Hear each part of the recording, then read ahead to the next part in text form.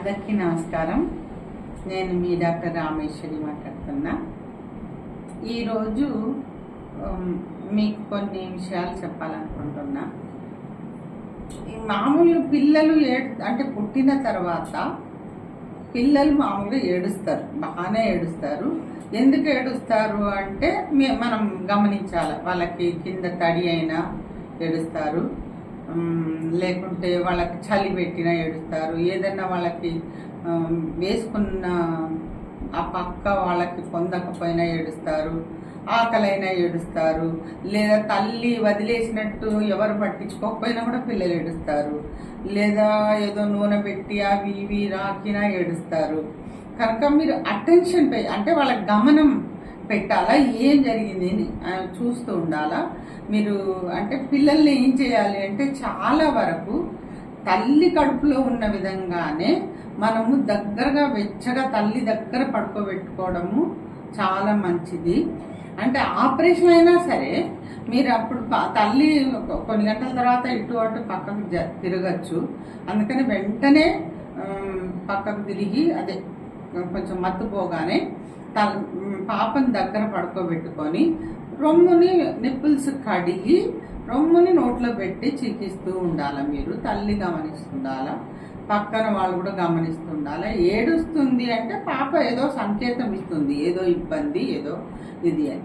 అంతేగాని వెంటనే ఆకలి అని చెప్పేసి మీరు బయట పాలో ఏదో గ్లూకోసో ఏదో పట్టేస్తున్నారు, చెప్పకుండా మేము ఎంత వద్దన్నా కూడా పట్టేస్తున్నారు. దీంతో ఆ బాటిల్స్ స్టెరైల్గా లేక, వాటర్ స్టెరైల్గా లేక, లేదా పట్టే ఏదో ఆ కాంపోజిషనో ఫార్ములానో లేదా ఏదో బర్రెపాలో ఏదో మాకు అడగకుండా మీరే అంటే పాప ఏడుస్తుంది పట్టేయడం వల్ల మీకు అంటే ఇన్ఫెక్షన్ లోపలికి వెళ్తుంది.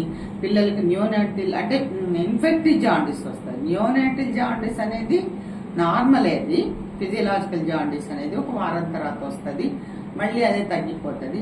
కానీ ఇన్ఫెక్టివ్ జాండీస్ అనేది మాత్రం చాలా చెడు.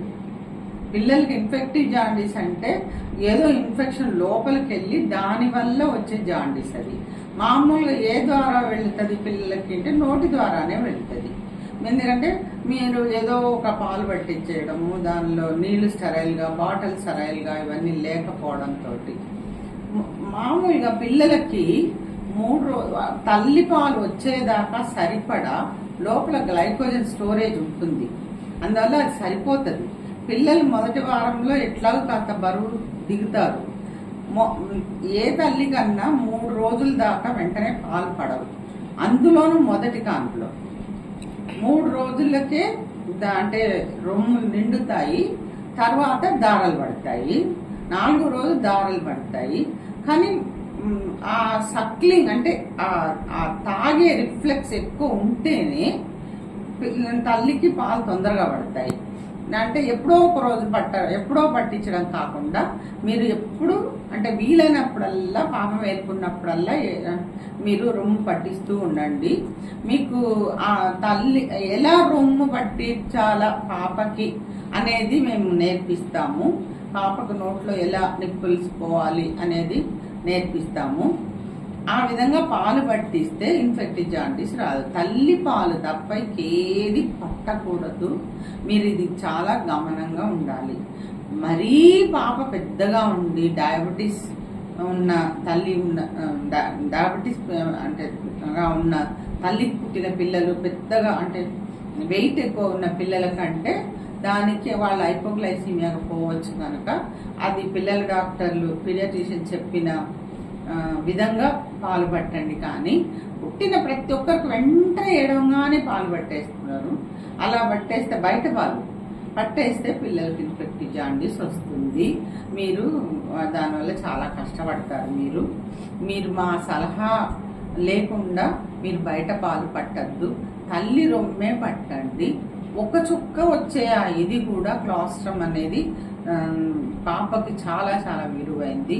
దానిలో అంటే వ్యాధి నిరోధక శక్తి ఉంటుంది.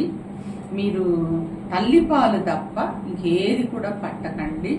ఏడుస్తుందంటే అది ఎందుకు ఏడుస్తుందో గమనం పెట్టాలి తప్ప వెంటనే ఏదో పూత పాలు పట్టేయకండి. ఇది నా మన